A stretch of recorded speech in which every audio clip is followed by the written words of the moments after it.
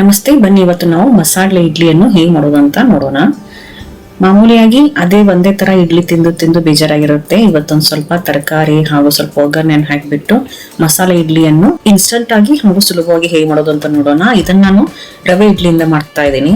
ಬನ್ನಿ ಹಾಗಾದ್ರೆ ನೋಡೋಣ ಇದನ್ನ ಹೇಗೆ ಮಾಡೋದು ಅಂತ.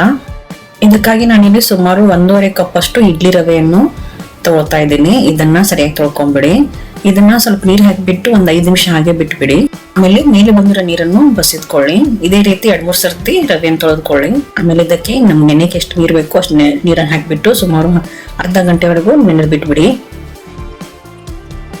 ಆಮೇಲೆ ನಾನಿಲ್ಲಿ ಸುಮಾರು 1 ಕಪ್ ಅಷ್ಟು ಮೀಡಿಯಂ ಅವಲಕ್ಕಿ ತೆಗೆದುಕೊಂಡಿದ್ದೀನಿ. ಇದನ್ನು ಒಂದ್ಸರ್ತಿ ತೊಳೆದ್ಬಿಟ್ಟು ಇದಕ್ಕೆ 1 ಕಪ್ ಅಷ್ಟು ಮೊಸರನ್ನು ಹಾಕಿ ಇದನ್ನು ಪೇಸ್ಟ್ ಮಾಡ್ಕೊಳ್ಳಿ. ಬನ್ನಿ, ಈಗ ನಮ್ದು ಇಡ್ಲಿ ರವೆ ನೆನೆದಾಗಿದೆ.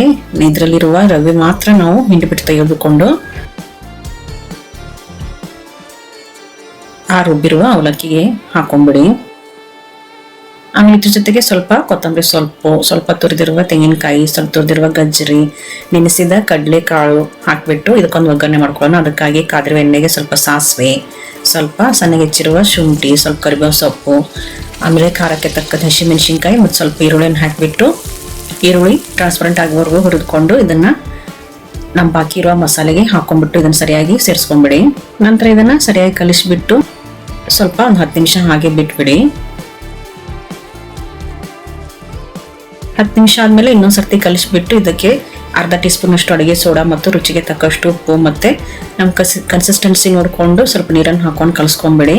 ಬನ್ನಿ, ಈಗ ಇಡ್ಲಿ ಮಾಡ್ಕೊಳ್ಳೋಣ. ಅದಕ್ಕಿಂತ ಮುಂಚೆ ಇಡ್ಲಿ ಪಾತ್ರೆಗೆ ಎಣ್ಣೆಯನ್ನು ಸವರಿ ನಾವು ಮಾಡಿಟ್ಟಿರುವ ಇಡ್ಲಿ ಹಿಟ್ಟನ್ನು ಹಾಕಿ ಇದನ್ನ ಸುಮಾರು 20 ನಿಮಿಷವರೆಗೂ ಬೇಯಿಸ್ಕೊಡಿ.